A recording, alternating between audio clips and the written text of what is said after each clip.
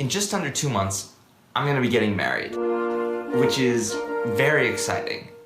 What's not so exciting is the shape I'm in once again. So my goal this month is to lower my percentage of body fat as much as possible. Currently, I have a BFP of 18.3%, which ranks as acceptable, but is far from ideal. And I have 30 days to see how far I can make this number drop. And to do that, I'm gonna be doing high intensity interval training for 30 days. It is just before 7 a.m. I am on my way to the park for day 1 of high intensity interval training. A major benefit of interval training is you're constantly switching muscle groups and forcing your body to react. This means your heart and lungs are being challenged non-stop, allowing you to burn more fat than you would if you were doing a repetition-based exercise like jogging or cycling. The program I've selected involves 4 rounds of 45-second intervals, with each round finished off by 3 minutes of skipping and a 1-minute rest. I just got through round number 2. I am spent. My throat is sore. It's so cold outside. I gotta take longer than a minute break, but I'm gonna keep going. After almost 5 minutes of rest, I pick up with rounds 3 and rounds 4, and I limp my way to the end of day 1.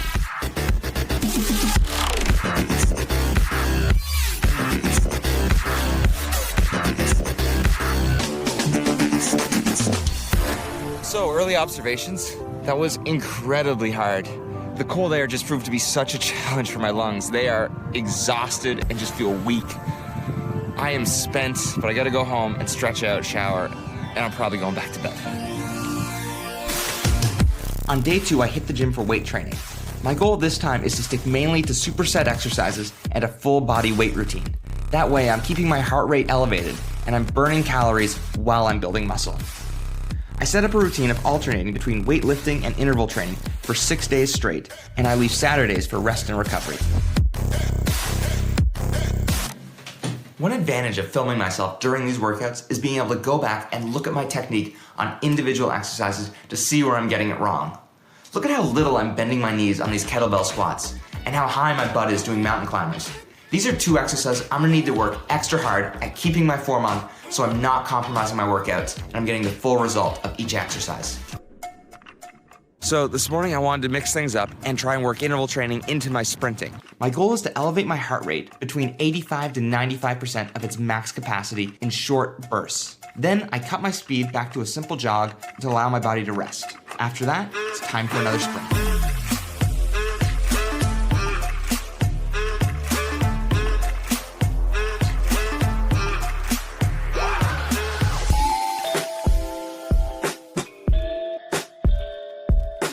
So it is exactly the midpoint of this challenge, and this is actually supposed to be one of my rest and recoup days, but it was so nice outside, I decided to go for a quick run, and I actually ran for a flat 45 minutes straight with no rest, no stops. So the cardiovascular work I've been putting in on this challenge is really paying off. This is the best I've been able to run this early into a challenge. My heart, my lungs feel great. So 2 weeks left, and I'm really excited to see where this challenge is gonna go. In the last 2 weeks, I feel like I hit my stride. I'm able to go through my HIIT routine without any extended rest, and I finally have the willpower I need to stick to my daily diet of oatmeal, chicken breast with steamed veggies, 3/4 cup of bean salad, and spinach with boiled eggs for a light supper.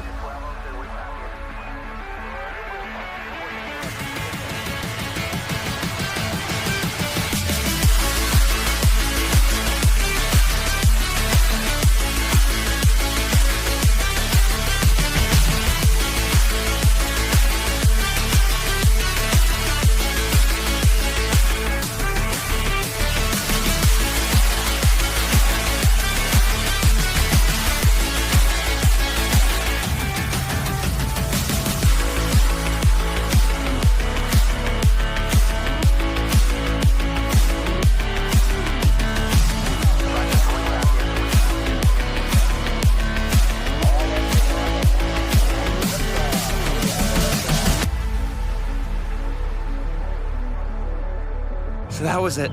That is the last HIIT session. My 30 days are up. All there's left to do now is go home, do my weigh-in, check all my measurements, and see where I've landed. When I head home after my workout and do my final measurements, my body fat percentage is now just 10.5%, which puts me 2 whole categories from where I was before. I've dropped almost 8 pounds and lost 3 inches off my stomach in just 30 days of hard work. In conclusion, the biggest takeaway I have from this challenge actually has to do with motivation.